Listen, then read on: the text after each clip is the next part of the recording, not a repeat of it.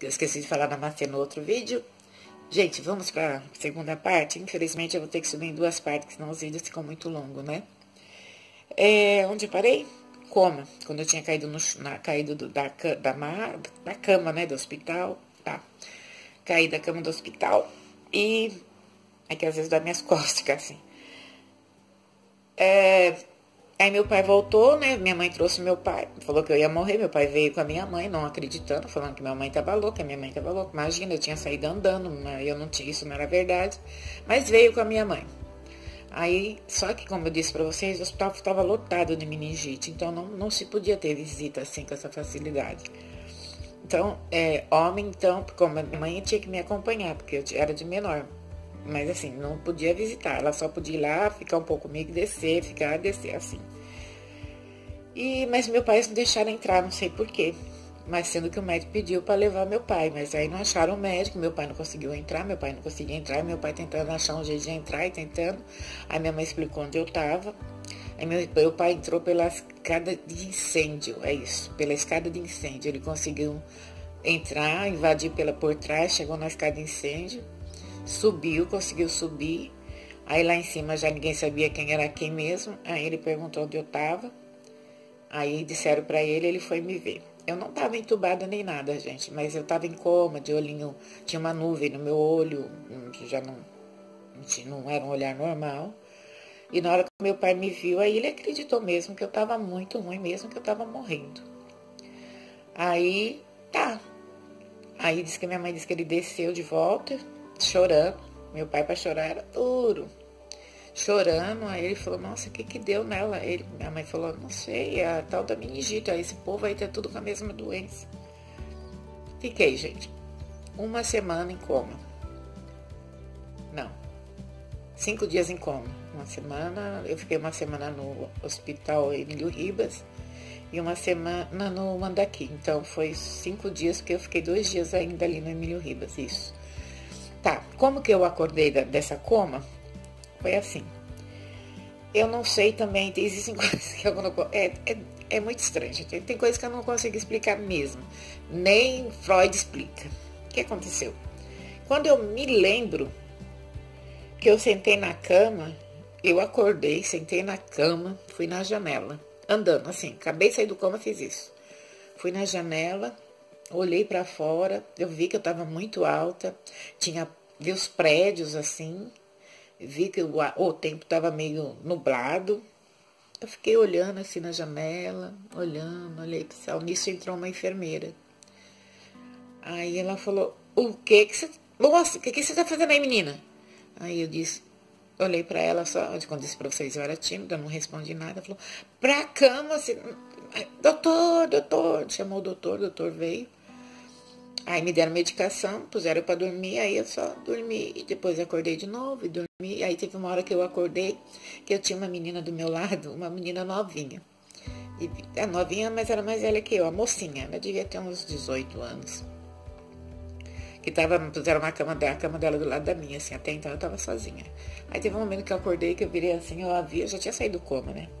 Eu a vi assim, aí ela pegou e falou assim, nossa menina, você deu trabalho, hein? E ela parecia até tão boazinha, assim, tão boa de saúde. Aí eu falei, Aí ela falou assim, nossa, os médicos não param de vir aqui ver você. Você caiu da cama, eles disseram que você caiu da cama, que você levantou sozinha, que você foi pra janela, ninguém tá entendendo você. Aí eu falei pra ela, eu não sei, eu fui ver a janela, ver o dia. Aí ela olhou pra mim assim, deu um sorrisinho. Eu dormi de novo. Dormi, não sei quanto tempo, gente, isso passou 2 dias depois que eu voltei do coma. Aí eu acordei novamente, não tinha ninguém na cama, a cama estava vazia. Aí a minha mãe foi me visitar, né, porque aí eu conseguia já falar, já estava melhorzinha. Aí minha mãe foi me visitar e a gente conversando, aí eu perguntei para ela, mãe, cadê a menininha a moça que estava aqui do lado? Aí ela, falei, a moça que estava aqui do lado, eu falei com ela. Teve uma hora que eu acordei, que ela estava aqui olhando para mim, eu falei com ela falou que eu dei trabalho. Aí minha mãe falou, deu mesmo, Regina, você passou por isso. E eu vi que ela não estava querendo falar da menina, da moça, da menina não, da moça. E era uma moça bonita. Aí eu perguntei novamente, mãe, E a moça, aí ela falou, Regina, a moça morreu. Eu falei, quê? Aí ela falou, a moça morreu. Ou seja, gente, a menina que parecia estar melhor que eu ali do lado, morreu da mesma doença que eu tinha, porque ali só tinha na época, foi uma epidemia, que se vocês fizerem uma pesquisa do ano de 72, vocês vão descobrir como que foi essa epidemia, tipo hoje, tipo a epidemia do coronavírus, tipo, matava assim que nem a minha mãe falou que morria muita gente mesmo. E ali na época não era só idoso, apesar que idoso de modo de dizer, né? Mas assim, não tinha distinção de idade. Morria criança, velho, moço, tudo quanto é faixa etária estava morrendo. Então, foi uma doença pegada mesmo, muito forte. Mas continuando o nosso caso da Regina com meningite. Aí tá, eu fiquei mais 2 dias ali, de repente me puseram numa ambulância, eu e mais umas 3 pessoas, 3 mulheres, e me levaram para um outro hospital, porque eu tinha que desocupar ali, porque ele estava só os graves, as pessoas mesmo que estão os primeiros, que estavam ainda estavam graves. E esse outro mandaqui estava se recebendo só o pessoal que estava em recuperação, então era por setores. E aí me mandaram para o Mandaqui, só que o Mandaqui é dito como hospital de louco, né? Então, eles me mandaram por um lugar onde ficavam as mulheres e tinha uma grade, eles fechavam uma porta de vidro e uma grade, parecia cadeia. E dessa grade tinha uma outra grade do outro lado onde era o setor masculino, então ficava um de frente com o outro. E ali, gente, os caras eram tudo doidos, ficavam mostrando as coisas ali pra gente. Tudo doidinho da vida. E dizem que a maioria também, porque a meningite, ela estava fazendo muito isso, porque a febre vai muito alto. Estava afetando o cérebro, ou seja, a pessoa às vezes ficava, ou morreu, ficava doido. Não foi meu caso, eu quase cheguei lá, mas não cheguei. Aí eu fiquei lá um tempo, aí eu me lembro que eu levei uma bronca. Engraçado que depois que eu tive meningite, em seguida, assim, 2 anos depois, eu fiquei com amnésia. Quando eu vi minha mãe, eu não lembrava. Assim, não que eu não lembrava, não era da minha mãe e do meu pai, eles estavam frequentes. Eu não lembrava de pequenos detalhes, como eu lembro hoje. Eu não lembrava, tipo, da minha casa, eu não lembrava como que era a minha casa, como que eu tinha chegado ali. Então, muita coisa apagou na minha memória, muita. Tanto que quando eu fiz... Vamos continuando, depois eu falo o que aconteceu com o meu cérebro. Aí, gente... Aí eu fiquei lá uma semana, né? Fiquei uma semana internada. Aí me deram alta, minha mãe ia me ver lá também. Coitada, minha mãe, por isso que eu digo que ela foi uma guerreira, né? Ela mereceu aqueles cuidados, tudo que eu tive com ela lá atrás. Ela ia me ver, sempre ia me ver, me levava maçã, banana, eu adorava, né? Porque eu já falei que eu era pobre de maré, desci, que essas coisas não eram tão fáceis. Até pera ela me levava, vocês acreditam? Bom, gente... Saí do hospital, aí foi onde eu fui perceber que eu não estava igual. Aí me mandaram uma caixa de remédio desse tamanho, uma caixa de madeira, cheio de uns vidros assim, com um xarope que eu tinha que tomar, que tinha gosto de abacaxi podre. Isso até hoje eu lembro o gosto daquilo. Era horrível. E uns comprimidos também. Aí eu voltei, né? Voltei para casa, veio me pegar, eu nem sei se eu voltei de carro ou de ônibus, eu não sei, eu estava bem longe. Voltei para casa, bonitinho e tal, tinha me salvado, já tinha passado o susto, né? Aí cheguei em casa, senti falta de um dos meus irmãos. Mãe, cadê o Bica? Cadê o Bica? Cadê o Bica? Aí minha mãe falou que ele estava internado com meningite, ou seja, eu tinha passado para ele, que a meningite pegava assim, né? Também, que nem o corona. E eles tiveram que dar remédio para toda a minha família. Todo mundo que teve contato comigo ou que teve contato com alguém da minha família teve que tomar esse remédio. Então, eles mandavam caixas e caixas de remédio para minha mãe distribuir na família para as outras pessoas não terem a doença. Eu não sei se não era uma vacina, era um comprimido, a minha mãe dizia. Todo mundo teve que tomar, mas meu irmão não deu tempo. A minha mãe disse que quando voltou em casa, no dia seguinte ele começou a passar mal, ela já sabia, né? Ele não ficou tão ruim quanto eu, porque como a minha mãe já conhecia a doença, quando ele começou a passar mal, ela já levou ele. Mesmo assim, ele ficou 1 mês internado, mas assim, eu fiquei 15 dias, ele foi internado e ele ficou mais 15 dias acima, pra vocês terem uma ideia. O que aconteceu com a minha cabeça? O médico disse, mais pra frente eu vim descobrir, que o que aconteceu, como a minha febre foi muito, muito alta, subiu demais, eu falei uma vez pro médico que o termômetro não conseguia medir, ele falou, não, porque o seu termômetro tem um limite, não é que o termômetro conseguia medir. E aí fritou um pedaço do meu cérebro, né? Então, ao fritar, porque a febre dele é muito alta, dor de cabeça e febre.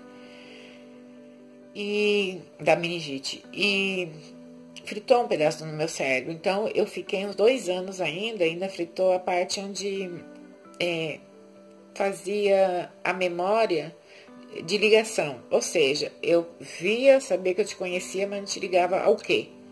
Eu via, sabia que eu te conhecia, mas não te ligava a quem, a quando e como. Isso durou uns 2 anos, gente. Paupérrima lá naquele lugar, não foi tratamento. Sabe o que aconteceu comigo? Se vocês pesquisarem, vocês vão descobrir que o cérebro faz isso. O meu cérebro, os neurônios e que na verdade o cérebro se comunica por raios, né? São raios, um jogando para um lado, joga para o outro, joga, vai jogando. É assim, tem um nome, isso não se chama raio, é outro nome. Eu não lembro agora. Aí ele faz isso. Nessa parte onde o meu cérebro devia jogar o raio que foi queimada, ele fez pro lado de cá. Então ele paralisou essa, que onde era o meu cérebro, ficou ferido, ou seja, não tinha mais movimento, que meio que queimou mesmo. E ele jogava pro outro lado. Você já imaginou como o cérebro da gente, como a gente meio que lagartixa se refaz? Porque o meu cérebro, ele achou um caminho para usar o mesmo sistema, só que deixando aquele que tinha estragado do lado e começou a jogar para outros pontos do meu cérebro, outros neurônios, né? Foram sendo jogados. E foi isso que aconteceu com o meu cérebro. Por isso que hoje eu tenho essa memória que dizem que é boa, eu acho que é boa mesmo. E por quê? Porque eu acho que ele achou outro caminho e esse caminho era melhor do que o que estava doido, né?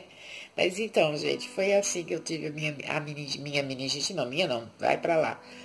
A meningite, que lembra muito o coronavírus, também foi uma epidemia, muito difícil também de combater, morreu muita gente, muita mesmo.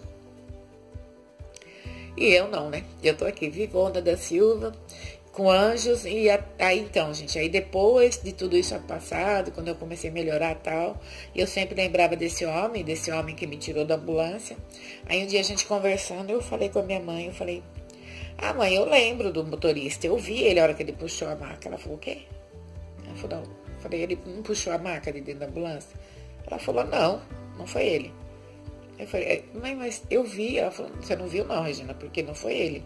Primeira coisa que ele parou, quando ele parou a ambulância, já correu para dentro do hospital chamando para te socorrer, já trouxe 2 enfermeiras, já te tiraram, as enfermeiras te tiraram, mas ele ficou do lado, ele não tocou em você.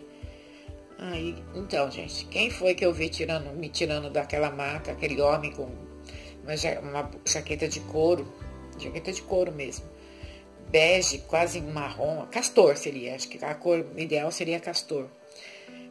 Moreno, do cabelo preto para trás, moreno claro, não moreno de pele escura, mas moreno de queimado de sol, cabelo para trás assim e fortinho. E eu expliquei para minha mãe o que eu tinha visto, ela falou, não tem nada a ver, Regina, com esse homem que você está falando aí. Que a minha mãe já disse que ela é durona. Aí ela falou, não tem nada a ver com esse homem que você está falando aí. Esse homem que você está falando aí, eu não tinha lá não. Só tinha ele e foi ele que foi buscar as enfermeiras e ele que fez escândalo lá dentro, mas não foi ele que tirou da maca, da ambulância. Não sei, mais um mistério de Regina, mais uma coisa que acontece e que eu não consigo explicar, como é a minha caminhada em geral, né? Sempre acontece alguma coisa nesse nível. E é isso, gente. Mas as minhas histórias, como eu vou sempre falar isso, não é para ter pena, não é para vocês terem dó, é só para explicar para vocês que todo mundo passa por tudo, que todos nós temos nossos problemas, seja ele de que tipo for, e que a gente tem que saber sair deles, que a gente não pode ficar sentado esperando ele se resolver, tem que tentar sair, né? E que sempre aquele ser superior lá está olhando por nós, ele está o tempo todo. Muitas vezes você acha que não está porque ele deixa você passar por uma situação complicada, mas eu aprendi uma coisa, Ele deixa porque você tem que passar e você tem que aprender alguma coisa. Alguma lição você tem que tirar daquilo. Muitas vezes ele faz o papel de pai e carrasco. Mas pai não tem que dar bronca também? Pai não tem que ensinar? Muitas vezes é o que ele está fazendo com a gente. Então não adianta culpar ele e falar, foi Deus que fez isso. Não, gente. Ele está querendo te ensinar alguma coisa. Procure analisar o que está errado, que você vai descobrir. Lá vai eu de novo, mais 15 minutos. Beijos. Namastê. Que meu Deus interior saúde o Deus interior de todos vocês. É isso que significa namastê, tá, gente? Beijos. Se inscreva aí, põe um dedinho aí pra mim, por favor. Isso é importante pra gente, pra mim e pra todos que fazem vídeo, tá bom?